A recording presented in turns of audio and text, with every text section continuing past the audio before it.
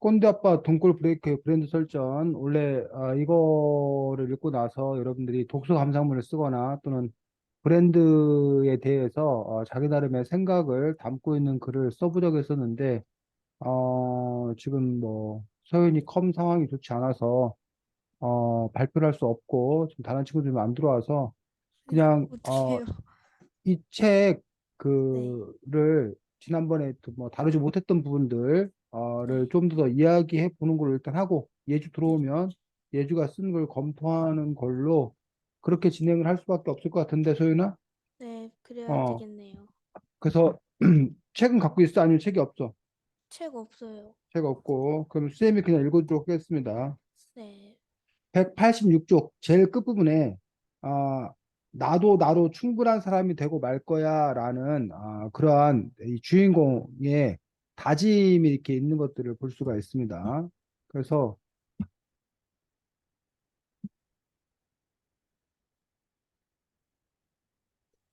나도 나로 충분한 사람이 되고 말 거야 라는 현수의 다짐, 요것들이 갖는 의미는 뭘까? 어, 내가 필요한 것을, 아닌가? 나로 충분한 사람, 나도 나로 충분한, 내 자신을 만족하는 음, 사람? 그렇게 해석될 수도 있고 이 책에서는 이게 브랜드에 관한 책이잖아. 네, 그러니까 사람들이 왜 브랜드 있는 또는 명품을 원하느냐. 음, 거기에는 바로 내가 나로 충분하지 못한 거야. 그래서 음, 브랜드에 자기가 의지하는 거야. 음, 그러니까 자기가 자기 스스로 자신이 없기 때문에 충분하지 않기 때문에 브랜드를 통해서 내가 마치 그 브랜드급인 사람인 것처럼 어, 표현하고 싶은 거야. 이해가 가? 네, 그러니까 두 가지 측면이 있어. 이 브랜드가 내가 수준이 높은 사람이야. 그 수준에 걸맞는 브랜드를 입음으로써 또는 음, 가짐으로써 나 자신에 대한 정당한 평가를 받을 수 있다라고 생각하는 쪽이에요. 음, 그러니까 서윤이가 네, 뭐 좋은 차를 타는 것과 아니면 뭐 중고, 어, 뭐 경차, 작은 차를 탈 때 사실은 서윤이란 존재는 똑같잖아.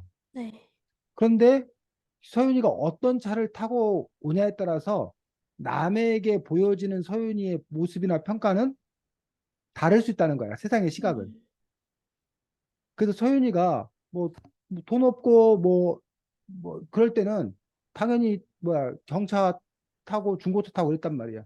근데 이제 서윤이가 경제적으로 성공해서 돈을 많이 벌었어. 그러면 이제 그러한 어떤 그 계급에 걸맞게 차도 좋은 차로 바꾸겠다. 이럴 때 어떤 그런 브랜드는 자기의 지위나 위치를 드러내는, 나타내는 그런 의미로 쓸 수 있어. 근데 지금 음, 여기서 말하는 거는 그런 의미는 아니고, 서윤이가 뭐 이렇게 예를 들면 별로 돈이 없어. 그 사람들이 무시할 것 같아. 음, 그래서 사람들이 무시하지 못하도록 하기 위해서 네가 일부러 무리해서라도 좋은 차를 타는 거야. 그럼 사람들이 너에 대해서 지위가 높은 사람이라고 생각할 거라는 거지. 그런 거를 의식해서 그런 그 브랜드에 의존하겠다는 거야. 근데 여기서는 나도 나로 충분한 사람이 되고 말 거야라고 하는 어떤 그런 이유는 내가 그런 차를 무슨 차를 탔느냐 이런 거가 아니라 오소윤 그 자체로 사람들이 충분히 존중해 줄 수 있는 음, 그런 사람이 되겠다라는. 음, 서윤이가 무슨 뭐 꼭 명품 옷을 입었다고 뭐하는 게 아니라 서윤이가 무슨 옷을 입었던 간에 서윤이란 존재 그 자체만으로도 사람들에게 인정받을 수 있는 그런 존재가 되겠다고 하는 그러한 결심 뭐 이런 것들을 이 책에서 이제 표현하고 있는 이 현수란 아이가. 그래서 이제 현수란 아이는 주인공은 스스로 왜 자기가 그렇게 브랜드에 집착했나 라는 부분들에 대해서 그 아빠와의 그 긴 대화를 통해서 자기 안에 이러한 열등감, 부족함 이런 것들을 브랜드로 채우려고 하는 어떤 그런 의식이 숨겨져 있다는 걸 발견하고 그 현수의 친구인 태지 같은 경우에는 어, 그런 브랜드에 연연하지 않고 자기의 삶을 살아가는 어떤 그런 태지의 모습을 모델링 삼아서 본받아서 나도 나로 충분한 사람이 되어야겠다는 어떤 그런 결심을 하게 된 그런 계기가 된 것들을 볼 수 있는 거지. 어, 그런 점에서 과연 소윤이는 스스로 자기 자신에 대해서 나도 나로 충분한 사람이라고 이미 생각하고 있는 건지 아니면 나 자신에 대해서 또 다른 뭐 불만족스럽거나 뭐 아니면 어떤 마음을 갖는 건지 소윤이는 보통 자기 자신에 대한 마음이 어때? 오소윤이 바라본 오소윤은 저는 그냥 어, 좀 마이크에 가까이 대고 얘기해 줬으면 좋겠어. 어, 저는 그냥 저 딱히 막 제가 불만족스럽거나 그러진 않는데 어, 저도 그냥 네. 자, 그 다음에 이제 책 185쪽 그 앞으로 돌아오면 브랜드를 만드는 방법. 음, 그래서 1번이 브랜드 고유의 영역을 찾기.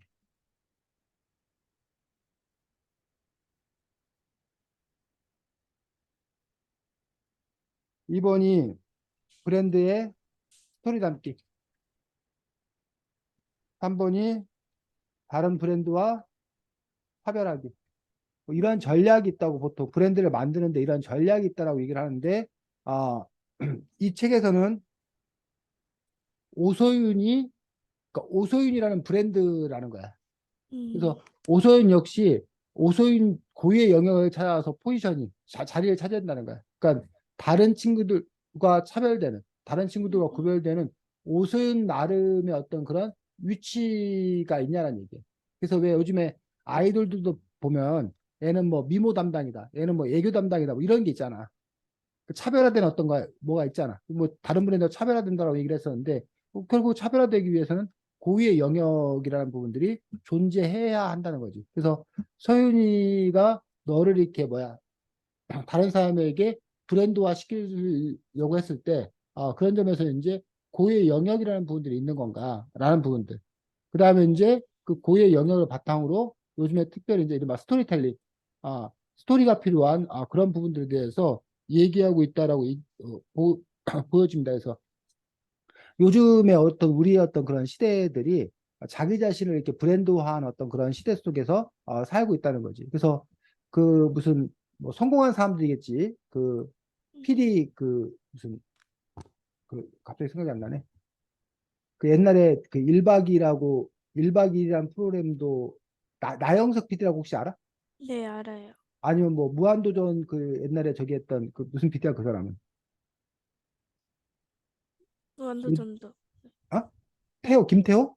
네, 알아요. 김태호 PD. 이런 사람들은 그 나영석, 김태호 그 자체가 이제 브랜드가 된 거예요. 음, 그래서 그 사람이 만든 작품이다. 라고 하는. 뭐, 그 다음에 뭐, 작가들 중에서도 요즘에 그 잘 나가는 작가 누구 있지? 그, 최근에 가장 인기 있던 드라마, 그 누구? 은숙? 무슨 은숙? 저 무슨 은숙이라는 작가 있지 않아? 몰라? 모르겠어요. 최근에 그 무슨 드라마도 되게 인기 있었다던데, 그 음, 엄정화 나오던 그 드라마 있었는데 어쨌든 뭐그 작가들도 이제 상당히 그 작가가 쓴 작품이다라는 이유로 사람들이 모이게 되는 그런 그 자기 이름을 이른바 브랜드화한 그러한 그 사례들이 있는 것들을 볼 수가 있는데 이 책에서 바로 이제 그것과 관련되어서 이야기하고 있는 것들을 볼 수가 있습니다.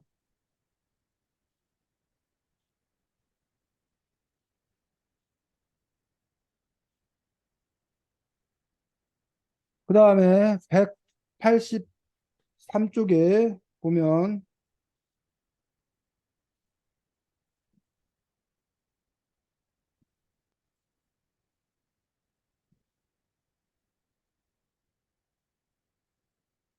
한나 아렌트라는 철학자 혹시 들어봤니? 음, 한나 아렌트라는 철학자. 네. 기억나? 이 책에서 나왔었는데. 네네. 그리고 아이만. 이 말은 독일 히틀러의 부하였어. 음, 나치 히틀러. 네. 히틀러의 부하. 그래서 이른바 유태인 학살의 설계자 이 사람이 아이만이고 그 아이만이 그 체포되어서 재판이 열렸다는 거야. 그럴 때 한나 아렌트가 이제 그 재판에 참석해서 그 수백만의 유대인을 죽인 그 아이만이라는 독일 히틀러의 부하가 얼마나 악랄할까, 얼마나 나쁜 사람일까, 라고 생각을 해봤는데 이 사람이 뭐라는 거야? 아주 평범하다는 거야, 음, 평범한 사람이야. 그 이 사람은 그냥 자신은 뭐였다? 공무원이었다. 음, 그래서 뭐야? 자기에게 주어진 업무를 충실히 수행했다. 이게 이제 아이만이 했던 그런 이야기란 얘기. 그래서 이제 여기서 이제 나온 유명한 말이 이른바 악의 평범성이라는 말이 나오더라니까. 악의 평범성. 알겠습니다. 어, 악의 평범성이라는 말. 그러면 도대체 이 사람은 그러면서 자기는 잘못 없다는 거야. 시켰고, 난 그 일을 했고, 난 월급 받고 난 그 일을 했을 뿐이다. 라고 했는데, 그러면 이 사람에게 도대체 그럼 잘못이 없는 건가? 잘못이 있는 거 없는 거야? 소연아 시켜서 했어. 자기는 네. 부하로서. 그렇기 네. 때문에 자기는 잘못이 없는 거야. 음, 아니죠. 응? 근데 시키는데 그거를 응. 한 거는 그래도 제가 조금 있지 않아요? 어, 아예 없다고는 아니, 그 사람의, 시킨 사람의 죄가 크긴 하지만 일단 그걸 받아들인 게 제가 있다고 생각을 해요, 저는. 응. 그래서 이제 이런 변명들을 많이 한다는 거야. 여러분들도 가끔 그런 얘기들. 아유, 제가 하라고 해서 했어요. 뭘 하겠어요. 책임 떠넘기기. 근데 여기에서 이제 나오는 것들이 사유, 사유의 의무가 있다라는 얘기를 쓰고 있습니다. 사유라는 말은 뭐 생각이라는 말과 비슷하지. 그래서 인간에게는 사유의 권리뿐만 아니라 사유의 의무가 있다. 그런데 이 아이만은 단지 기계적으로 그걸 수행했을 뿐, 이른바 사유의 의무를 다하지 않았다. 즉, 내가 하고 있는 일이 과연 어떤 영향을 끼칠 건가? 내가 하고 있는 일이 과연 올바른 일인 건가? 내가 하고 있는 일이 과연 어떤 결과를 가져올 것인 건가? 이런 부분들에 대해서 사유하지 않았기 때문에 이런 문제가 생긴다라는 것들을 볼 수가 있다는 거예요. 그런 점에서 이제 이 책에서 이제 얘기하고 있는 것들 중에 하나는 바로 그 사유의 의무. 그래서 우리가 이 책에서 이제 이 브랜드나 이런 부분들에서 왜 따져봐야 되는 건가? 라는 부분들도 결국은 우리에게는 사유의 권리 못지않게 사유의 의무가 있기 때문에 이런 부분들을 따져봐야 된다라고 이야기하고 있는 것들을 볼 수가 있습니다. 예주야, 예주야,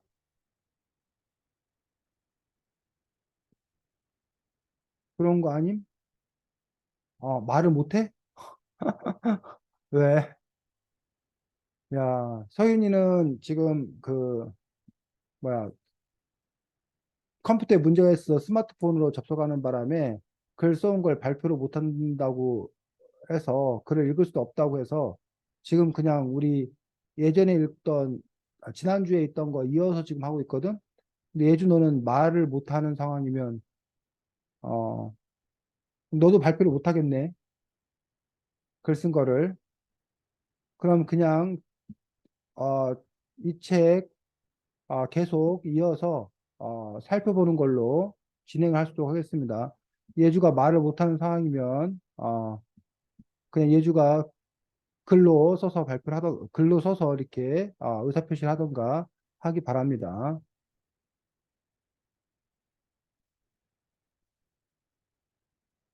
자, 그 다음에 책 178쪽에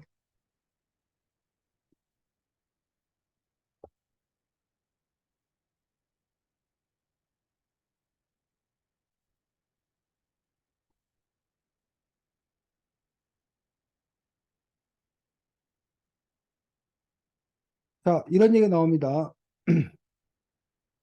책의 주인공 푸네스는 보이는 것을 직관적으로 이해할 뿐이었어. 동그랗고 탱탱한 포도의 모습을 그대로 보았지. 그런데 난 저렇게 포도가 싱싱하려면 아마 농약을 많이 쳤을 거야 라고 이해하곤 했던 거야. 현상의 이면까지 보고 이해한다고 하면서 사실은 고정관념으로 현상의 차이를 만드는 일에만 열중했던 거지. 그러다 보니 사물이 가진 있는 그대로의 모습을 보지 못했어. 현상과 사물을 이해하기 위해 들이대는 우리의 잣대가 어른과 부모가 가진 무서운 고정관념이나 선입견이었다는 생각을 하니까 얼마나 끔찍했던지 말이야. 어른의 시선이 아이들에게 얼마나 폭력적일 수 있는지 이번 썰전을 하면서 다시 한번 생각했지. 나는 다르다고 생각했는데 그것도 어른의 자만이 아니었을까 싶어 라고 그런 구절들이 나오는데 이게 뭐냐.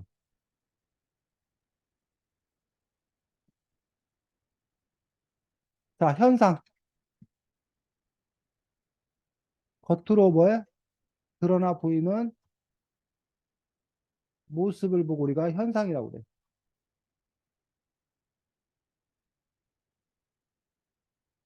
어, 얘 주책도 못 구했고 아직. 그래.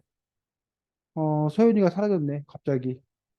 자, 현상은 겉으로 드러나 보이는 모습이 현상이라고 그러고, 근데 이제 우리가 겉 모습만 보는 게 아니라 그 속에 담겨 있는 이면, 그 속, 겉에 담겨 있는, 속에 담긴 모습. 그래서 겉만 보는 사람에 비해서 그 이면, 속을 들여다보는 것들이 갖는 중요함에 대해서 이야기하고 있고, 우리는 보통 그 겉만 보지 말고 그 이면, 그 속에 담긴 모습까지도 보는 사람이 통찰력 있는 사람이다, 더 뛰어난 사람이다라고 얘기하는 것들을 볼 수가 있습니다. 자, 그런데 이 책에서 지금 이 아빠와 아들이 브랜드를 가지고 썰전, 토론을 벌여, 토론을. 그래서 이 아빠의 입장은 아들이 현상만 본다. 그래서 비판적으로 바라본 거예요. 그래서 문제다. 근데 그러면서 아빠 자신은 그 현상의 이면까지 본다.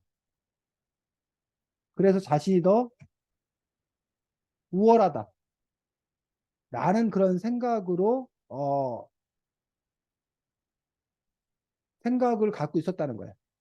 근데 이 아버지가 이 아들과의 대화를 통해서 반성을 하는데 현상의 이면까지 본다고 생각했는데 알고 보니 아빠 자신은 현상은 무시하고 그 이면만을 보는데 집중했다는 거예요. 그런 점에서 현상만 본 아들도 문제지만 그 현상은 무시한 채 그 이면만을 바라본 자신 역시 문제였다는 거예요. 그리고 그 이면만을 보면서 아들에게 왜 너는 그 이면을 보지 못하냐고 강요한 어떤 그런 부분들이 어찌 보면 또 다른 폭력이었다라고 아이에 대한 어떤 그런 폭력이었다라고 얘기하고 있는 그런 부분들을 보여주고 있다는 거죠. 그래서 이 부분들을 보면 결국 우리가 변증법이라고 들어봤는지 모르겠는데 변증법에서 이봐 정, 반, 합이라는 얘기가 나와. 그래서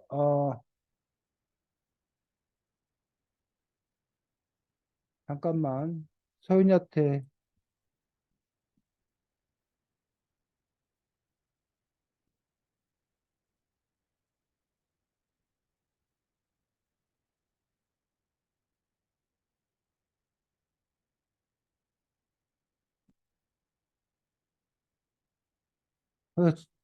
소윤이 들어왔구나.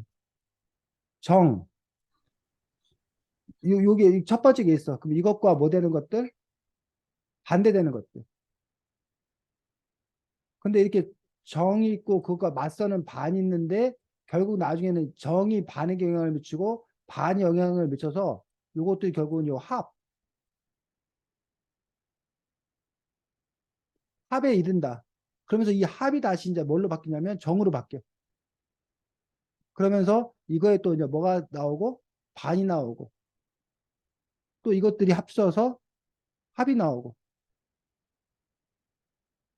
그럼 이 합이 또 뭘로 바뀌고? 정으로 바뀌고. 이런 식으로 정반합, 정반합이 계속된다. 라고 생각하는 어떤 그런 부분들을 우리가 보통 변증법이다라고 얘기를 하고 있는데, 이 아버지도 아들은 현상, 겉모습만을 봤던 거고, 반면에 그 아버지는 이면만을 봤던 거고, 그 속에 감추어진 그러니까 이면. 그래서 이 아들은 브랜드가 갖고 있는 장점, 브랜드의 특성. 그래서 내가 브랜드를 왜 브랜드 제품을 고집하는지 이 현상만을 주로 주목했다라면, 이 아버지는 그 브랜드 안에 담겨 있는 그 이면, 그 브랜드 속에 담겨 있는 어떤 그러한 여러 가지 문제들, 이런 거에만 주목해 봤다는 거예요. 근데 아들과의 대화를 통해서 이 아들은 그 브랜드의 그 이면을 통해서 브랜드에 대한 생각을 바꾸게 되고, 자기 자신만으로 충분한 그런 브랜드를 대하겠다는 어떤 그런 식으로 생각의 변화가 있었다는 거예요. 근데 이 아들이 일방적으로 여기 넘어온 것이 아니라, 이 아버지 역시 자기가 브랜드에 대해서 현상을 외면한 채 그 브랜드에 담겨 있는 그 이면, 안 좋은 점만 너무 집중하고 그것만을 고집하다가 아들의 이야기를 통해서 브랜드가 갖는 긍정성들, 브랜드가 갖는 의미들에 대해서 깨닫고, 이렇게 그 아버지 역시 이렇게 변하게 되는 그런 부분들을 볼 수가 있다는 거지. 그래서 우리가 토론을 하는 이유가 바로 그런 이유에 있다는 거예요. 어? 자기가 A를 자기가 처음에 A를 생각하고 있었어. 근데 누군가는 B를 얘기한다는 얘기예요. 그러니까 그런 점에서 이제 토론의 과정이, A를 생각한 사람이 B를 만나서 이 A가 B로 바뀌기도 해. 일방적으로. 또는 반대로 B였던 사람이 토론하는 과정에서 자기가 틀렸다고 생각하고 A로 바뀌기도 해.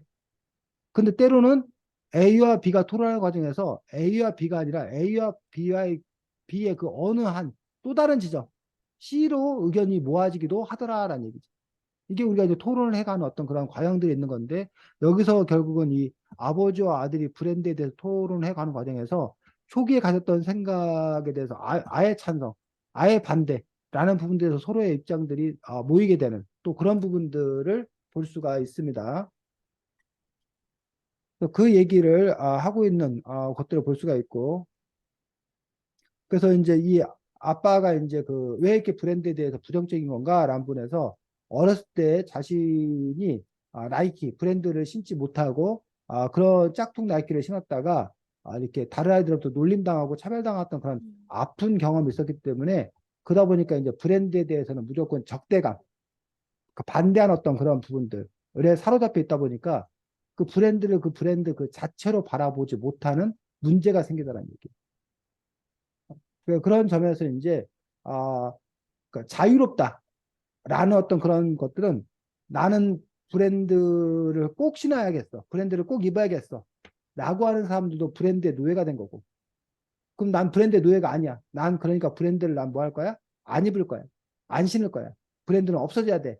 라고만 한 그 아빠도 사실은 그 브랜드에서 자유롭지 못했던 거란 거야. 브랜드의 또 다른 노예였다는 거야. 그런 점에서 이제 진정으로 자유로운 사람은 상황에 따라서 자기가 브랜드가 정말 필요하고 인정이 되면 브랜드를 가질 수도 있는 거고, 반면에 자기에게 브랜드가 딱히 필요 없으면 굳이 내가 브랜드에 연연하지 않을 수 있는 것들, 그러니까 이래도 되고 이래도 되지 않는 것들, 그것들이야말로 진정으로 자유로운 어떤 그런 사람이다라는 얘기. 그래서 이런 것들은 꼭 브랜드에만 해당되는 것들이 아니라 사람과의 관계에서도 역시 마찬가지. 친구 관계에서도 어, 나는 친구가 꼭 있어야 돼. 이것도 친구에게 얽매여 사는 거고, 난 친구 따윈 필요 없어, 난 혼자 있어도 돼. 이것도 사실은 그 반응일 뿐, 그것 역시 자유롭지 못하다는 거야. 그런 점에서 이제 친구와 내가 함께 있어도 좋고, 상황이 되면. 근데 친구가 없어도 혼자 있는 것도 나쁘지 않다. 그러니까 그것도 내가 그 나름대로 살아갈 수 있다. 이런 사람이 진정으로 자유로운 사람이고, 이런 사람들이 조금 더 이렇게 자기가 세상을 잘 살아갈 수 있는 어떤 그런 사람이다라고 얘기하고 있는 것들을 볼 수가 있습니다.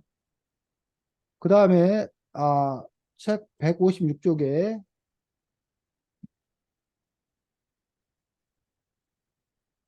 짝퉁에 대해서 나오고 있는데, 이 책에서는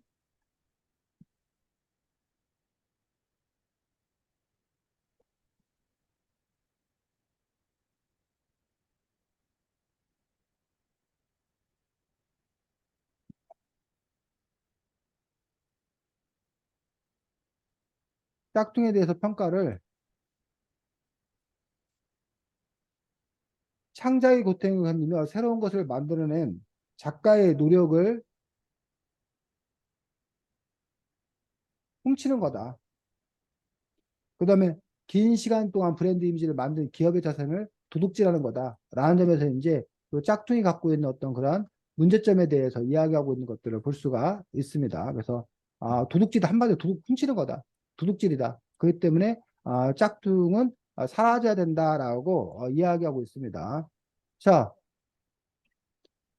그런데 우리가 이거를 삐딱하게 봐서 짝퉁의 긍정성, 짝퉁이 갖고 있는 긍정성, 효과성은 과연 없을까? 짝퉁이 오히려 브랜드에 도움이 되는 지점은 없을까?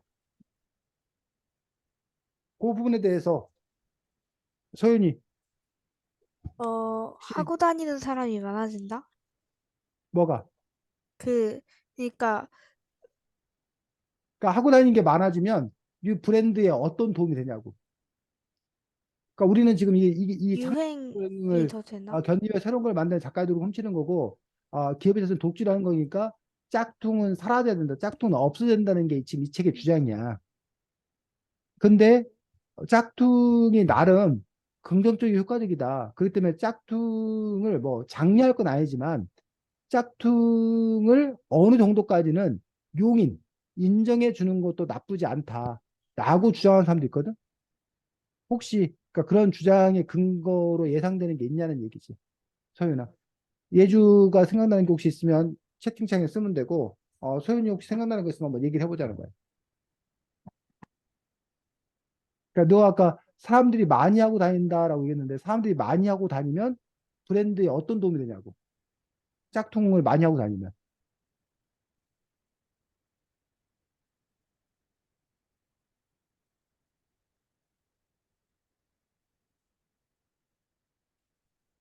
소윤아 어때? 음, 모르겠는데요. 어? 잘 모르겠어요, 잘 또. 모르겠어. 네.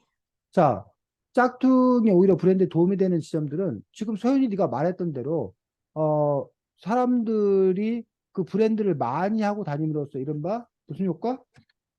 광고 효과가 있을 거란 얘기. 그리고 그 브랜드가 짝퉁이 있을 만큼 그 브랜드의 인기를 반영한다는 거예요. 그리고 이건 뭐 브랜드 회사에 되게 되는 게 아니라 그 브랜드를 소비하고 싶어 하는 사람들, 하지만 능력이 좀 부족한 사람들, 하지만 경제적 능력이 없는 사람들에게 그뭐 대리 만족이라고 해야 되나? 대리 만족감을 줄 수 있어. 그리고 잠재적 고객, 브랜드 회사 입장에서는 이 짝퉁을 소비한 사람이 짝퉁에 만족하는 게 아니라 이 사람들도 언젠가 능력이 되면 내가 뭐 하겠다? 이 진짜 브랜드를 사겠다. 라는 어떤 그런 잠재적 고객이 있다는 거예요. 그리고 정품 브랜드를 산 사람들 입장에서 그 짝퉁 있는 사람들을 통해서 물론 뭐 이렇게 뭐 기분 짝퉁이라고 오해받아서 기분 나쁠 수도 있지만 반대로 난 정품이다 라는 걸 통해서 그런 또 우월감 이런 감을 가질 수도 있다는 거지. 그런 점에서 이제 짝퉁이 나름 효과적인 어떤 그런 부분이 있다는 거예요. 그래서 지금은 그런 게 사라졌는데 과거에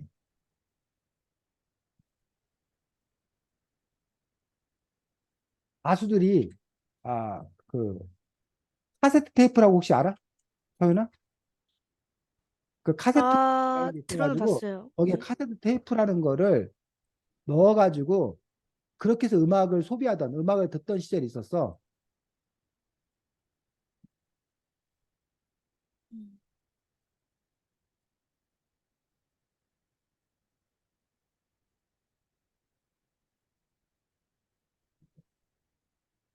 요런 게 카세트 테이프야.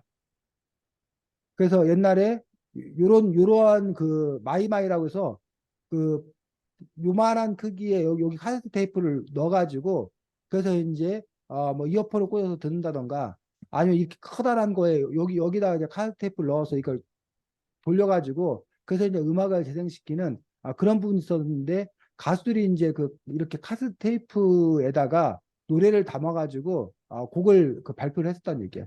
그러다가 이제 이 카세트 테이프에서 CD 플레이어는 알아? 요 CD. 음, 요 CD에다가 이제 디지털 음원으로 이렇게 음원을 담는 거야. 아까 카세트 테이프 같은 경우는 그 안에 이렇게 선이 이렇게 면이 이렇게 있어갖고 그게 이제 몇 번 많이 돌리면 축 늘어지거나 막 이래갖고 소리가 이렇게 안 좋은 소리가 나오고 그러는데 요 CD 같은 경우는 이제 훨씬 더 이제 깨끗한 제대로 된 소리를 이렇게 재생할 수 있는 그런 걸로 바뀌었지. 그래서 이렇게 음악 CD를 지금도 그 가수들 중에 그 CD를 이렇게 뭐야 음반 발매할 때 CD를 발매하는 어떤 그런 거가 있는데 이 CD 플레이어 이런 거 이런 CD 플레이어가 있어서 여기 CD를 넣어서 음악을 들을 수 있는 이런 CD 플레이어가 있었다는 얘기예요. 그 다음에 이제 나온 게 MP3라는 이러한 거. 그 지금처럼 음악을 다운로드 받아갖고 음악을 듣는 그 MP3가 나왔고 지금 이제 MP3도 없어지고 그냥 스마트폰에서 음악까지 다 들을 수 있는 걸로 이렇게 바뀌어 갔는데 어쨌든 어, 과거에 그 테이프가 있던 시절에 고속도로 그 휴게소에 이런 식으로 음악 테이프를 파는 그런 사람도 있었어. 고속도로 휴게소에 가면 음악 테이프를 이렇게 파는 사람도 있었는데 요 사람들이 대부분 다 짝퉁, 그러니까 불법 복제한 그러한 그 카세트 테이프를 파는 거예요. 그래서 음반 가게 가서 카세트 테이프를 사면 비싼데 이런 고속도로에서는 아주 이렇게 그냥 무단 복제해서 싸게 팔았다는 얘기예요. 그래서 요거를 보면 상당히 좀 이렇게 그 음반 제작자들 입장에서 보면 손해가 되고 마이너스가 되는 어떤 그런 짝퉁이었는데 근데 은연중에 이것들을 이렇게 그냥 그 뭐야 단속하지 않는 거야. 놔두는 거야. 그 이유들이 이 고속도로에서 사람들이 끊임없이 그걸 틀어대고 판매를 많이 하게 되면 그 가수가 대중적으로 많이 알려져는 그 홍보 효과 이런 효과가 있고 그것 때문에 그 사람이 더 이제 크게 유명해지는 어떤 그러한 도움이 되는 그런 부분들이 있었다는 거야. 그래서 뭐 그런 그 짝퉁이 갖는 그, 그 도둑질, 표절, 뭐 그런 그 문제라는 그런 부분들이 있는가 하면 또 한쪽에서는 지금 말했듯이 그런 또 이면의 효과 이런 것들이 또 있다는 것들 뭐 그냥 참고해서 알면 되겠습니다. 자, 그 다음에 한계 효용이라는 것들은 경제 용어야. 경제 용어고 경제학에서 여러분들이 배우는 한계 효용 체감의 법칙이라는 것들이 있어. 그래서 한계효용은 물건을 가질 때 생기는 만족감. 이 효용이라는 말이 경제학에서는 만족감이라는 말을 표현한 용어가 효용이야. 근데 일정량이나 일정 시간이 지나면 이 한계효용이 뭐한다? 더 이상 생기지 않는다. 체감, 줄어든다. 이걸 보고 우리가 한계효용 체감의 법칙이라고 그러고 일상용어로 치면 우리가 뭐한다? 질린다라는 그러한 부분들. 처음에는 좋았는데 두 번, 세 번, 네 번 반복될수록 그 만족감이 뚝뚝뚝 떨어지더라. 우리가 이걸 보고 우리가 흔히 일상용어로는 질린다라고 그러는데 이게 바로 한계유형 체가의 법칙이라고 얘기하는 그런 부분들을 볼 수가 있습니다. 자, 사람들은 새로운 것을 샀다는 생각을 하면 계속 소비하는 거야. 소비주의가 물질주의를 일으키는 거야. 새로운 물건을 갖고 있지 않으면 실패자처럼 느껴지는 거야. 이런 소비는 환경 문제를 일으키기도 해라고 해서 사람들이 왜 계속 새로운 것을 사나?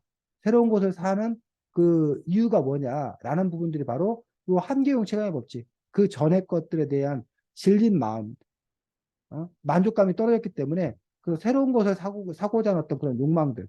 근데 이런 새로운 것들을 계속 사고자 하는 욕망들은 결국은 물질주의로 연결이 되고. 근데 이런 물질주의는 결국은 뭐가 된다? 환경 문제를 일으킨다. 왜 새로운 걸 소비하는 물질주의가 환경 문제를 일으켜?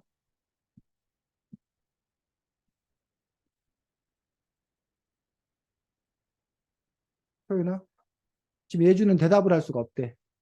지금 상황이. 그래서 소연이 네. 너만 대답을 해야 돼. 네. 왜 소비주의가 환경 문제를 일으킨다는 거야? 소비주의가요? 어, 어, 소비하니, 그냥 제 생각 말하는 거죠? 어? 그냥 제 생각 얘기하는 거죠?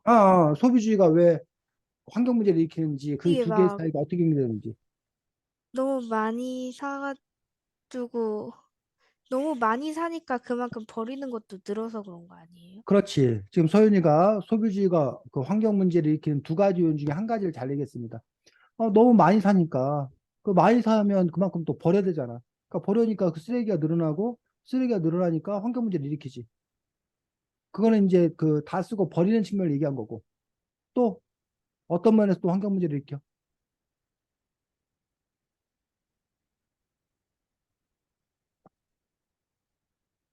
자, 반대로 소비주의, 물질 소비를 많이 하려면 그만큼 물건을 생산을 많이 해야죠. 많이 되잖아. 생산을 많이 하려면 그만큼 자원을 많이 많이 써야 써야죠. 될 거 아니에요.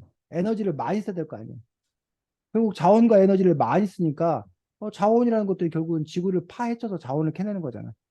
또 그 공장을 돌리려면 에너지가 많이 필요한데 그 에너지를 많이 돌리는 과정에서 탄소가 많이 배출되고 여러 가지 문제를 일으킬 거잖아. 그런 점에서 결국은 이 소비주의, 물질주의 이러한 부분들이 결국 환경 문제를 일으킨다는 거지. 음, 또 오늘날 기후 위기의 시대에 기후 위기가 가장 이제 세계의 현안이 되고 있는 어떤 그런 시대를 초래한 가장 그 장본인이 뭐냐? 바로 이것들이 우리가 살고 있는 이 자본주의, 물질주의. 그 자본주의라는 것들은 끊임없이 생산해서 판매를 많이, 소비를 많이 해서 끊임없이 그 회사들이 돈을 벌어야 된다는 거야. 어? 그러다 보니까 그 과정에서 결국은 자원을 많이, 에너지를 많이 쓰게 되는 어떤 그런 문제가 있고 또 그것들이 고스란히 쓰레기로 배출되면서 환경을 파괴하는 어떤 그런 부분이 있다는 거예요. 그래서 이제 이른바 녹색주의자들, 녹색 환경론자들 같은 경우는 이 문제를 해결할 수 있는 방법은 우리가 가난해지는 방법밖에 없다. 소비를 덜하는 방법밖에 없다라고 주장을 해. 어? 근데 이제 이미 우리는 소비하는 거가 너무 즐거워. 뭐 음, 그 뭐야 소민이는 어때? 쇼핑하는 거 재밌어 즐거워? 쇼핑 뭐라고요? 뭐해? 쇼핑에 별로 관심 없어? 어때? 네. 너 취향이 성향이 딱히 관심 없어요. 소희는 딱히 관심 없는데 많은 사람들이 쇼핑하는 거를 즐겨하고 특히 이제 남성과 여성을 굳이 통계적으로 놓고 보면 여성들이 상대적으로 쇼핑하는데 더 많은 시간을 사용한다라고 얘기를 하는 거야. 그래서 뭐 음, 흔히 그 보여주는 풍경이 백화점에 가면 아빠들은 맨날 그 의자에 앉아갖고 스마트폰 들여다보고 있고 엄마들은 열심히 이렇게 쇼핑하고 있는 어떤 그런 것들을 얘기를 많이 한다는 얘기야. 근데 어쨌든 그러한 그 쇼핑, 어? 그런 새로운 것들을 그 사고자 하는 어떤 그런 욕망, 그런 것들이 있어야 사실은 또 그 경제가 성장하는 거야. 어? 만약에 그 회사에서 물건을 만들었는데, 어? 쇼핑하지 않아. 안 팔려. 그러면 그 공장, 그 회사 입장에서는 물건이 팔리지 않으니까, 어, 그 공장의 직원들을 해고해야 돼. 그 공장의 직원을 해고하면 공장 직원들이 또 돈이 없어. 돈이 없으니까 물건을 못 사. 그럼 물건이 더 안 팔려. 그래갖고 경제가 침체되는 그런 문제가 생긴다는 얘기예요. 그러다 보니까 이제 어떻게 끊임없이 마케팅을 통해서 물건을 사라고 막 부추겨. 물건이 팔려. 물건이 팔리면 공장이 잘 돌아가. 공장이 잘 돌아가니까 사람이 부족해. 사람이 부족하니까 더 많은 사람을 고용해. 더 많은 사람을 고용해서 그 사람들에게 월급을 주니까 그 사람들이 또 그 돈 갖고 또 물건을 더 많이 사. 그러니까 또 뭐야? 회사가 더 잘 돼. 이게 우리들이 그동안 갖고 있던 그 성장의 논리라는 거지. 근데 이렇게 성장의 논리를 갖고 소비를 많이 했을 경우에 하지만 자원을 너무 많이 쓰고 아까 말한 대로 환경 오염의 문제가 따르다는 얘기예요.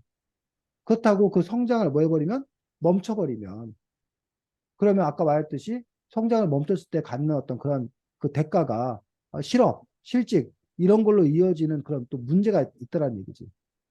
물론 그런 점에서 이제 이른바 적당한 어떤 그런 지점을 찾아야 된다고 얘기를 하는데 그 적당한 지점을 찾기가 어려워. 그 소연이는 지금 들었을 때 두 가지가 만약에 대립된다고 봤을 때 어느 편에 쓸 거야? 좀 환경 저, 문제나 뭐 이런 이슈가 있다 하더라도 성장의 방향으로 가야 된다. 또는 실업 문제라던가 가난의 문제가 좀 있더라도 성장이 아니라 환경을 지키기 위해서 우리가 소비를 억제하는 쪽으로 가야 된다. 전 전자. 전자? 네. 환경 문제보다는 성장이 더 중요하다. 라는 게 소연이 입장. 예주는 채팅창에다가 예주는 어느 쪽이 너의 입장이야? 쓸 수 있으면 예주 채팅창에 쓰고 뭐 그런 부분에서 이제 사람들마다 어떤 그런 선택이 다르고 국가의 선택이 다르고 그러다 보니까 이제 정치 지금 예주는 서윤이하고 또 반대네. 소비를 줄여야 된다. 그래서 이제 각 정당들이 이런 국민들의 요구, 지지자들의 요구를 받아서 자기들이 우리 국가의 정책을 결정한다는 거예요. 그래서 지금 현재 이른바 소수 정당, 국회의원 하나도 없는 그 녹색당이라든가 이런 소수 정당에서는 예주가 말한 것처럼 소비를 줄여야 된다. 탈성장으로 가야 된다. 라는 쪽을 주장하고 있고 반면에 다수당인 국민의힘이라던가 더불어민주당이라던가 이런 부분들은 서윤이가 말한 것처럼 성장주의 우리 국가가 성장해야 된다. 다만 이제 그 성장을 하는데 어떻게 성장할 건가에 대한 의견이 그 성장의 방법론이 좀 다른 거예요. 그래서 뭐 예를 들면 국민의힘 같은 경우는 아, 그 원자력 발전 이런 것들을 지속해야 된다. 현재 원자력이 약간 그들의 표현대로 하면 약간 위험하긴 하지만 뭐안 뭐야 비용이 좀 적게 들고 그러니 원자력 발전을 계속해서 에너지를 사용해야 된다는 쪽으로 가고 있고 반면에 그 더불어민주 같은 경우는 어, 원자력 발전을 서서히 줄여야 된다. 위험하고 그러니 그리고 대신 태양광이라던가 풍력이라던가 이런 것들의 비중을 더 키워가야 된다. 뭐 이런 식으로 이제 주장을 하고 있고 반면에 녹색당 이런 데는 지금 당장 원자력 발전을 아예 멈춰야 된다. 그리고 우리가 에너지 사용 자체를 줄여야 된다. 이런 식으로 이제 정당들마다 자신들 어떤 그런 주장이 다른 어떤 그런 분들 볼 수가 있고, 그것들은 결국은 그 국민들의 어떤 그런 이해, 이런 것들을 반영한 어떤 그런 분들이고, 어쨌든 현재 우리나라 같은 경우는 예주처럼 소비를 줄여야 된다는 쪽이 소수파야, 소수파. 그리고 아직도 다수는 선의가 갖고 있는 것처럼 성장 우선주의를 채택하고 있는 그런 것들이 현재 우리나라의 상황인 것들을 볼 수가 있습니다. 그래서 이 책의 아빠는 이 브랜드가 성장을 너무 부추긴다. 소비를 너무 부추긴다. 그럼으로써 여러 가지 환경 문제를 일으킨다. 그러니 이러한 성장이나 환경 문제를 일으키는 이런 소비주의, 물질주의에 대해서 일정 정도 제동이 필요하다라는 것들이 이 아빠의 어떤 그런 또 주장인 것들을 볼 수가 있습니다.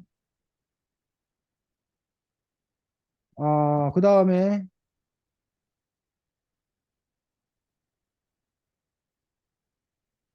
책에 나오는 것들이 이른바 용어 중에 이런 용어가 나옵니다. 감성 마케팅이라는 용어가 나옵니다. 그래서 감성을 자극하다 이런 말 들어봤어요? 나 감성. 우리가 감성하고 감정하고 조금 다른데 감성은 능력이야, 능력. 그 어떤 그 감정을 느낄 수 있었던 그런 능력을 우리가 이제 감성이다. 저 사람은 감성이 뛰어나다. 감성이 뭐 별로다라고 했을 때 그 감정을 느끼는 정도가 사람마다 제각각 다르다는 건데 감성 마케팅 사실 이건 뭐 감정 마케팅 그 향이나 맛, 음악, 색깔, 분위기, 정서 등을 활용해서 소비자의 감성을 자극하는 그러한 마케팅 기법을 보고 이제 감성 마케팅이라고 하는데 용어가 이게 감성 마케팅이 아니라 사실은 이게 감정 마케팅이라고 바꿔야 돼. 용어가 잘못 쓰인 거야 지금 이게. 감정 마케팅이고 소비자의 감정을 자극하는 그런 마케팅 기법이라는데 지금 감성이라고 이좀 뭐야 말을 좀 이렇게 올바른 언어 사용이 아닌데 어쨌든 지금 현재 그 일부러 그래서 백화점이나 이런 곳에서 어떤 음악을 틀 거냐 아니면 조명을 어떻게 할 거냐 이런 것들 따라서 실제로 그 판매 지수가 달라진 어떤 그런 부분들이 확인되고 있다는 거예요. 그래서 이러한 그 마케팅, 물건을 판매하는 어떤 그런 기법들을 일부러 그 연구하는 어떤 그런 사람들이 있는 거지. 그래서, 여기는 이제 두 가지입니다. 그래서 여러분들이 판매자 입장이라면 이런 마케팅 기법을 잘 배워서 판매고를 높여야 되고, 반면에 소윤이 예주가 뭐 입장에서 소비자 입장에서 이른바 현혹되지 않아야 된다. 예를 들면 대표적으로 마트에 갈 때 밥을 먹고 가야 된다, 밥을 먹지 않고 가야 된다, 소윤아? 어떨 것 같아? 필요 없는 소비를 줄이기 위해서는 밥을 먹고 가야 될 것 같아, 밥을 안 먹고 가야 될 것 같아.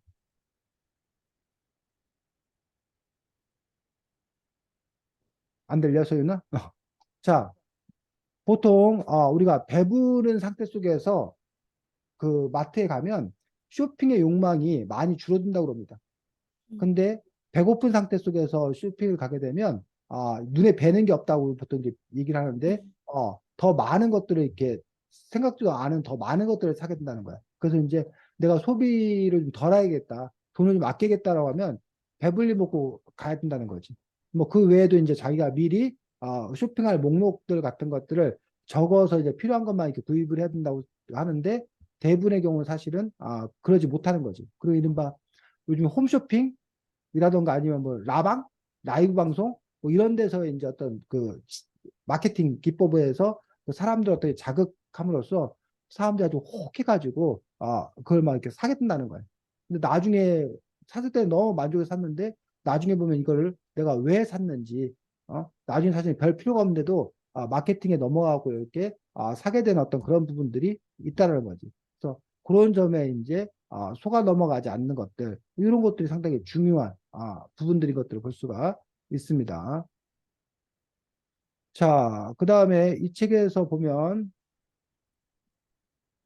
나이키 같은 경우도 그 그리스 로마에 나오는 신의 이름을 따가지고 한 그런 경우이고 그래서 신화에서 브랜드 로고를 따는 경우 로고를 만드는 경우는 삶의 불안함을 이런 식으로 이렇게 보완해 가고 있다라고 얘기하고 있고 신의 이름을 단 브랜드를 갖는 것만으로도 자신이 강해지거나 멋있어진다라는 그런 착각 속에 빠진다라는 거예요.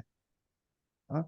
그래서 요거 왜 그 회사에서는 이 신화에서 그 브랜드 로고를 따느냐 거기에도 바로 이렇게 치밀한 전략이 숨어 있다라고 얘기를 하고 있고 이 신의 이름을 단 브랜드를 간다고 자신이 강해지나 멋있어지는 게 아닌데도 거기에 이제 속아 넘어간다고 얘기하고 있고 이게 우리 아까 서윤이하고 우리 제일 처음에 봤던 자기 자신만으로도 충분한 그러니까 자기 자신만으로 충분하다면 이 신의 이름을 단 브랜드에 자신이 의지할 필요가 없을 거다라는 어떤 그런 부분들과 또 이렇게 연결하는 그런 부분들을 볼 수가 있습니다.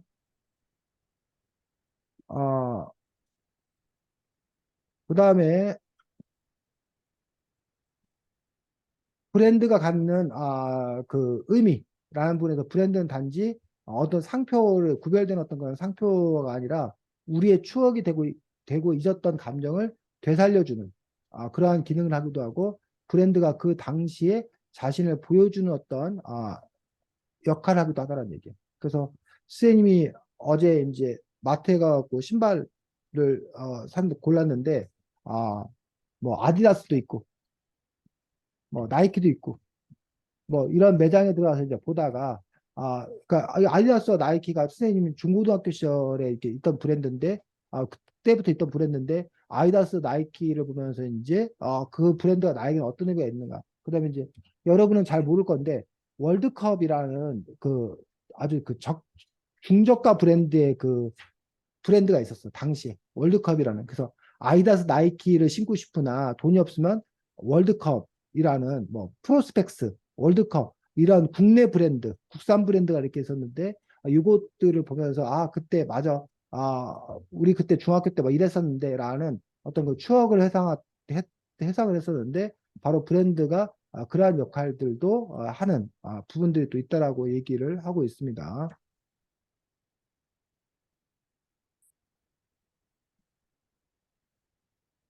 그 다음에 어, 요즘에 뭐 스타벅스가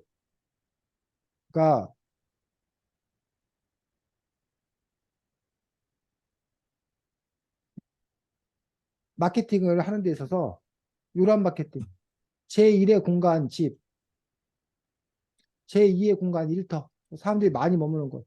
근데 다른 편안함과 놀이를 주는 문화의 공간으로서 제3의 공간이 바로 스타벅스다. 라고 그 마케팅을 사람들에게 끊임없이 그 마케팅 한다는 거야. 그리고 분위기를 그렇게 꾸미고. 그럼으로써 이 사람들은 자기들은 커피를 파는 곳이 아니라 피플, 비즈니스, 즉, 이 놀이와 문화 공간으로서 사람과 사람이 만나는 공간을 제공하는 곳이다. 라는 것들. 그것들이 오히려 더 중요한 곳이다라고 얘기를 했기 때문에 그럼 그냥 커피 마시려면 왜 꼭 스타벅스를 가야 되냐는데 아니야. 스타벅스를 간다는 것은 단지 우리가 커피가 물론 맛있어 가는 사람도 있겠지만 커피가 아니라 그 공간에 가야 놀이와 문화 공간으로서 어떤 그런 의미가 있다. 그래서 이제 사람들이 스타벅스를 찾는 어떤 그런 이유가 그런 피플 비즈니스를 하겠다는 어떤 그런 스타벅스의 전략이 맞아 떨어져서 그런 것들이 가능한 부분들을 볼 수가 있고 선생님이 어렸을 때는 당연히 그 공부하려면 자기 방에서 하거나 아니면 독서실에서 하거나 도서관에서 하거나 이렇게 조용한 공간, 이런 공간에서 공부를 했다는 거예요. 근데 요즘에 어, 이막 카공족 들어봤어? 카페에서 공부하는 사람들 우리가 카공족이라고 그래. 이건 아예 그냥 스터디 카페, 독서실이 스터디 카페로 이렇게 바뀌는 어떤 그런 부분들이 볼 수가 있는데 공부하는 어떤 그런 스타일, 공부하는 문화 자체가 이렇게 바뀐 거야, 과거와 달리. 그래서 새로운 문화로 된 거지. 그래서 사실 쌤 입장에서는 아니 공부한다는 애가 왜 카페를 가나 이해할 수 없는 거지. 어, 거기 뭐 이렇게 좀 시끄럽고 소음도 있고 막 그러는데, 근데 이제 그런 부분들도 이른바 백색 소음 이라고 해서 실제 과학적으로 뭐 아주 지나치게 시끄러운 소리라던가 뭐 이런 거면 공부에 방해되지만 뭐 잔잔한 음악이라던가 약간의 뭐 커피를 내리는 어떤 그런 소리라던가 이 정도의 약간의 어떤 그런 소음들은 오히려 자기가 집중하는데 도움을 주는 그런 부분들이 또 있다라고 이야기를 하고 있습니다. 그런 뭐 부분들이 이런 새로운 문화 그리고 이런 새로운 문화를 누군가가 처음에 이렇게 보급했다는 거야. 마케팅, 판매했다는 거야.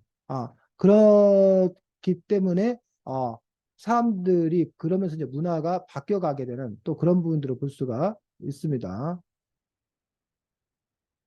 어, 그 다음에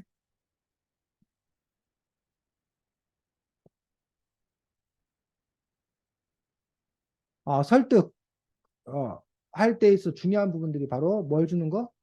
흥미로움을 주는 것들.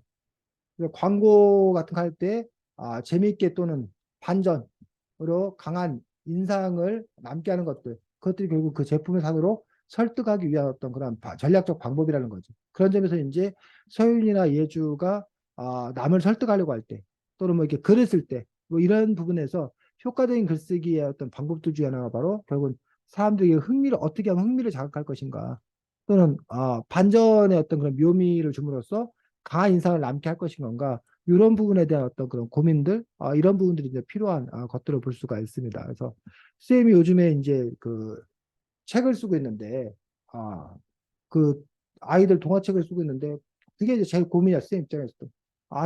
내가 이야기하고 싶어 하는 바가 있긴 하지만, 아무리 내가 이야기하고 싶은 바가 있으면 뭐해? 애들이 안 들으면, 안 읽으면 소용이 없다는 거죠.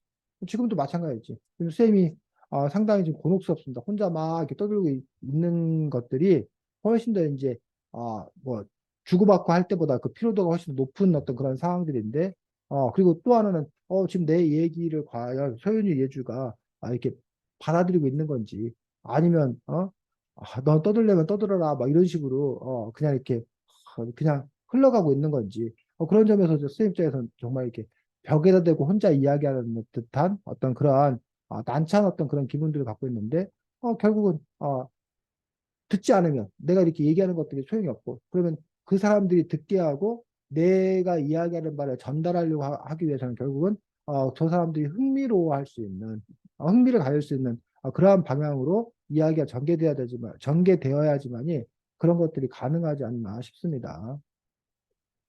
자, 지난주에 이어서 오늘 브랜드 설정에서 그때 다루지 않았던 그런 부분들을 좀 더 다뤄봤고, 다음 주에는 10대와 통하는 생물학 이야기라는 철수와 영희 출판사의 책입니다. 10대와 통하는 생물학 이야기라는 책이고, 예, 다음 주에는 책도 잘 구하고, 책도 잘 읽고, 또, 컴도 별 문제가 없어가지고, 정상적인 수업을 할 수 있었으면 좋겠습니다. 네, 맞춰도 되지? 소연아, 해주야? 네. 응? 네. 아, 수고 많았고, 네, 다음 주에 10대와 통하는 생물학 이야기로 만나겠습니다. 자, 수고했습니다.